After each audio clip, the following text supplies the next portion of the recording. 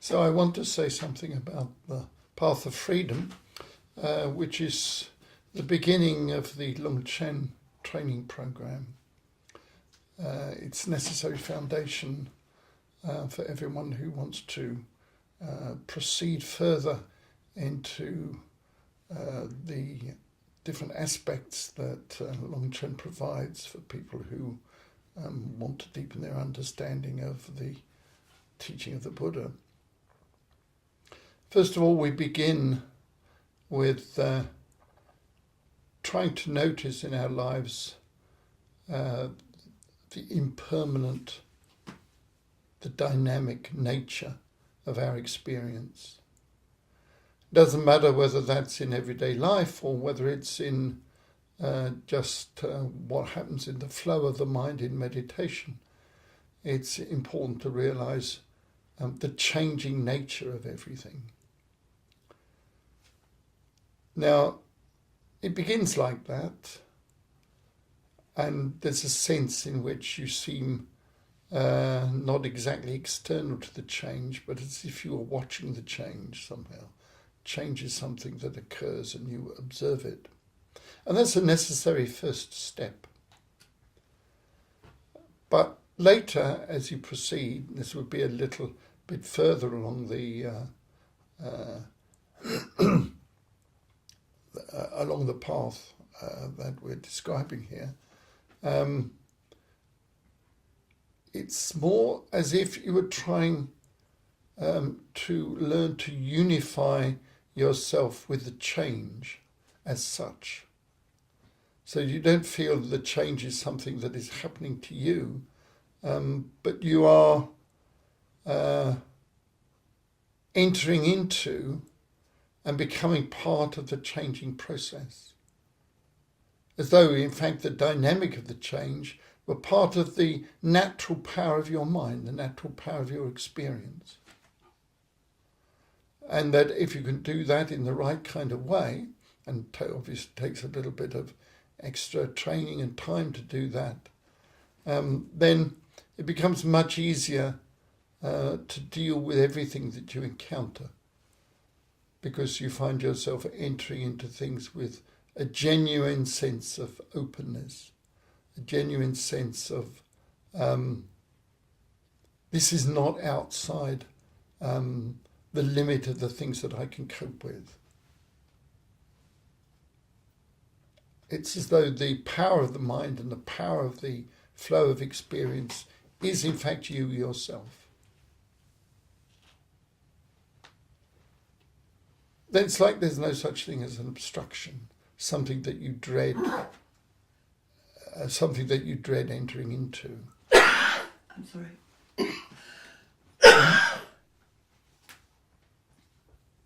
Something that you dread entering into, because it's just part of whatever happens to you. And you find that there is no problem, in fact.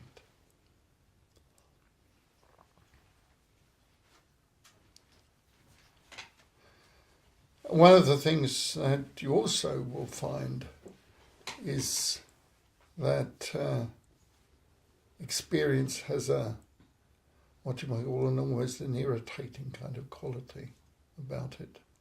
There are things that we find painful in the flow of our experience, things that we feel that we can't cope with. What we described as emotional problems of various kinds. But gradually you would find that even those experiences that seem so negative or seem so sharp and abrasive become something that has a positive quality about it. It's as though the negative aspect makes us open up further to the path. So much so, in fact, that you could almost find yourself in the situation of beginning to learn to enjoy those kinds of experiences. But they're a kind of challenge. And they're not an obstacle on the path, but some kind of stepping stone. As you proceed further and further and begin to link experience with meditation, with the quality of openness of the flow of your experience as it is from moment to moment, when you're doing formless meditation practice, a real quality of space, an unbidden sense of the approach of things that you never encountered before, begin to arise and enter into you. And these things you acknowledge. They're the natural play of experience and not something to be avoided. They enter, you acknowledge them, you might say they pass through you. It becomes, in fact, another example of an enjoyment phase, a sort of great feast of your experience, I suppose you might call it. As you begin to experience things in this way, as a continual flow that passes through you, the attachment to these things, the wish which expresses itself in two ways, sometimes as wanting to clasp things to yourself and sometimes to repel them, you cease to feel the need to act in either of those two ways.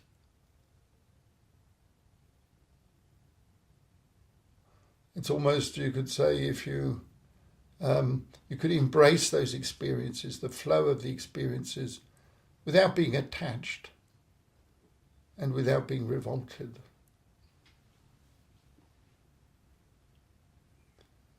As you do that, the sense of ego becomes more and more transparent. It's as though by this continual working with the flow of experience, the ego itself gradually gets worn away. Does that happen quickly? Well, not generally speaking. It takes quite a while before inroads into egocentricity begin to become evident. But you should feel something of a connection to it right from the start. So there are parts of the training, elements of the training that involve all of these things, and everybody who is trying to understand how the path of freedom operates will need to have some understanding of these different aspects. Impermanence, as we say, painful nature of experience, dukkha, the technical jargon has it, and non-self.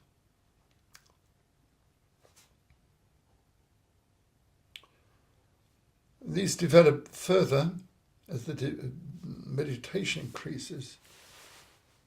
Then some kind of insight begins to develop.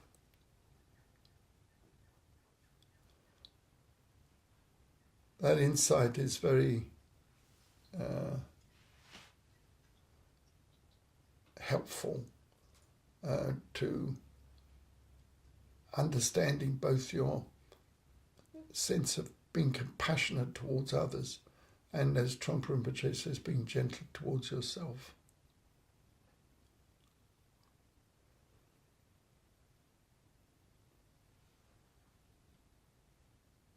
The development of insight is something that is quite sharp, profound, and produces strong and powerful experiences.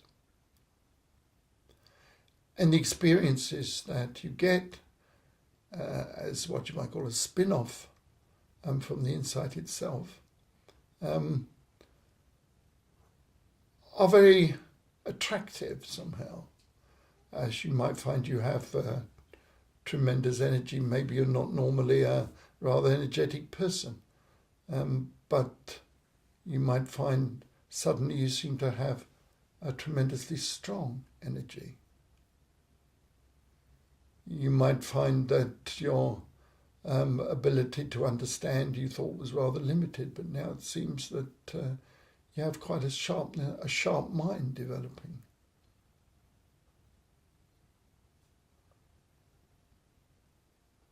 Some quality of happiness towards yourself and others arises.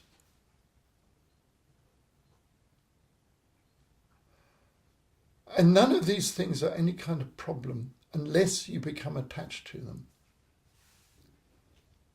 Being attached to experiences is a trap at this particular level of practice.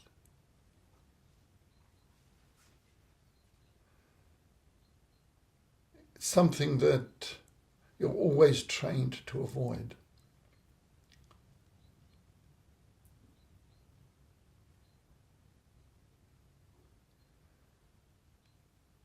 They're not in themselves a problem. To be happy, to experience clarity of mind, to experience a mind that is free from what we think of as disturbing thoughts. None of these things are problematic in themselves, but only become so if you start thinking that you're on the edge of some kind of enlightenment. Enlightenment is not so easily come by as that.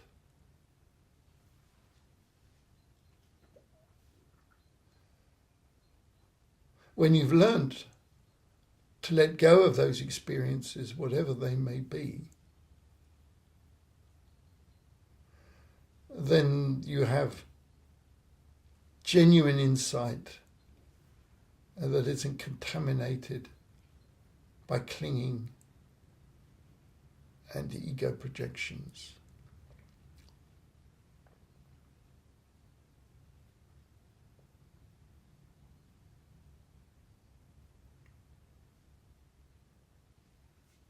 One of the important things to learn about is what we sometimes call the four boundless states, the four apramanas.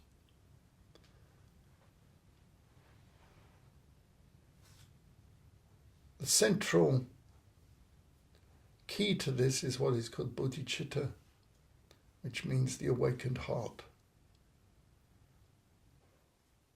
The path of freedom is something that is freestanding. You could practice it for a while, maybe for your whole life, and not go on to anything that goes deeper somehow. And that would be all right. It's not a problem for it to be like that.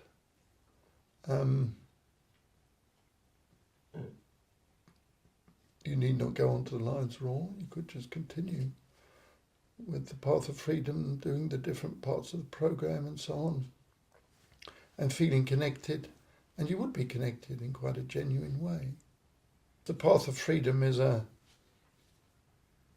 program that is meant to be national, and it will be taught by senior students of Longchen in Germany and in Britain, who have been designated as